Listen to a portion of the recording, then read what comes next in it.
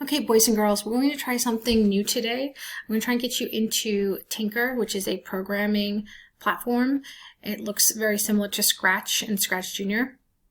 And so what I'm going to show you now is how to log into Tykner for the very first time. So you're going to see the new post. It says assignment via Tykner, lesson 1. You're going to click on that.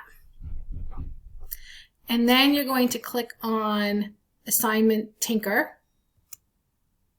And it's going to launch Tykner. And you're going to click on, I have a lot of usernames here, but you're going to click on your school email. I'm using my daughter's for an example. And then it should just bring you right here to the lesson. And so you're going to click on Introduction. And it's going to pop open the very first lesson that starts with a video. Hopefully you're not as slow as me. And then you can follow the prompts and go through this lesson. And if all goes well, I'll be posting a new one next week.